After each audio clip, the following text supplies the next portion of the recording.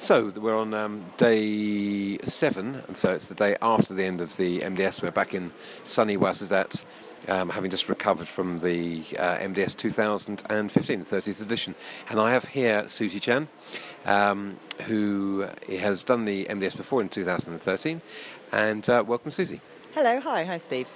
So, Susie, since you did it in 2013, you've obviously been and done quite a few other things. And so tell me about what position you came in 2013 and where you think you've come this time.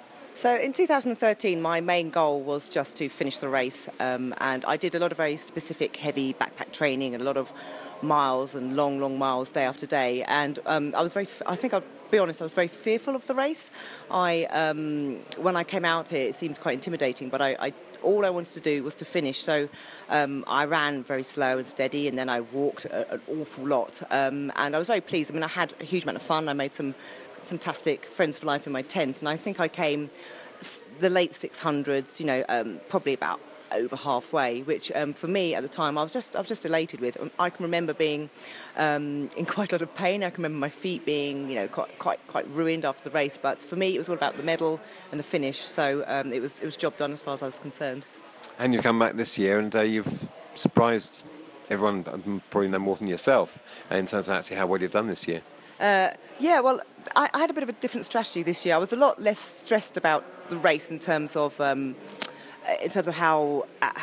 training. I was a bit more relaxed, and I'd spent a lot of time doing speed work and trying to get faster just in general.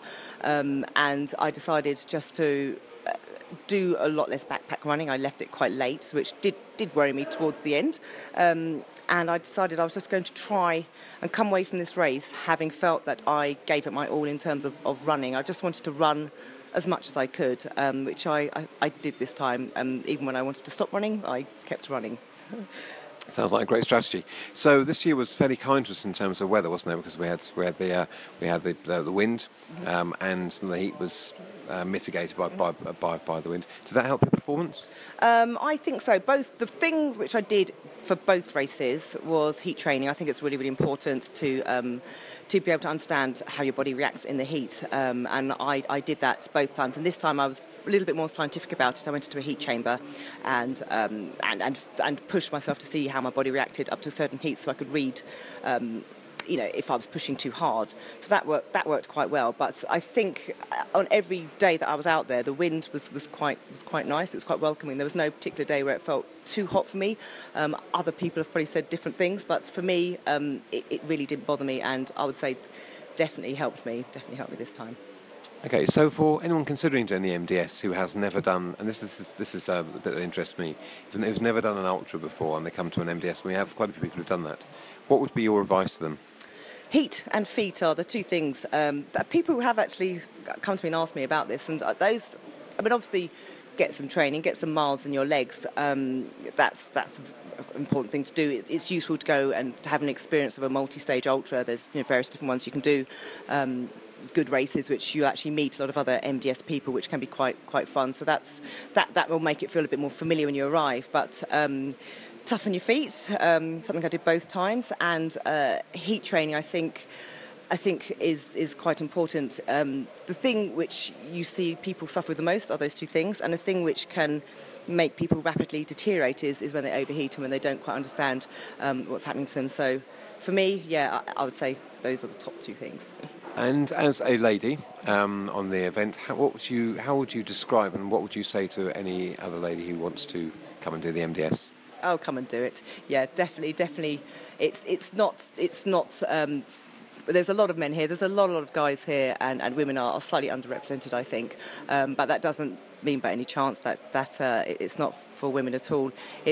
I really encourage women to come and have a go. The thing about the race is if you look at the amount of people that do it and you look at the amount of people that don't actually make it, it's a really small number compared to many other ultras which you see. So it is a doable race, and what you do have at the MDS is a huge amount of support from medical teams, from all the checkpoint staff, and everybody wants you to finish, and they do what they can to help you over the finish line, and that's whether you're the fastest at the front or the slowest at the back. The support all along the way is fantastic, and you're never alone. So don't be afraid by what you think might be rough conditions. I mean, it is you're going to get dirty. You're not going to be able to wash your hair. All of those things, but it's all part of the fun.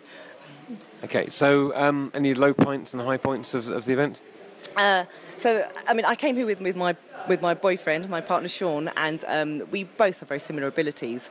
And he had an absolute shocker on day 2. He started to overheat, and he was never able to recover. And the plan really was to run together, because we run very well together, and it just didn't happen. So he had a really rough, long day. I think he went from being in the 200s position down to over 1,000. He had a terrible day, and for me, not knowing where he was, worrying about him for the whole day once I'd come in was pretty tough. So rather than spending the day relaxing and putting my feet up as I should have been, I was sort of herring around trying to get news off other runners that were coming in. So that was pretty tough seeing him.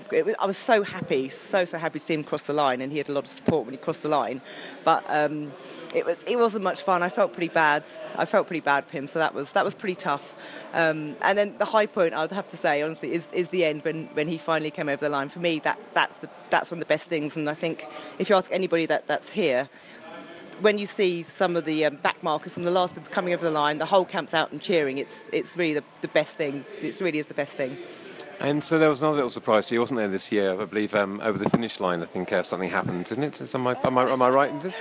Maybe, Steve, yes, maybe. I think, Sean did propose to me on the finish line, which was an absolute shock. I was absolutely exhausted, so was he, and it was just a wonderful, beautiful moment, which we shall remember forever. We met through the MDS. He started following me on Twitter, a bit of a stalker. He started following me on Twitter when I did the MDS, and he was training for his first ever marathon.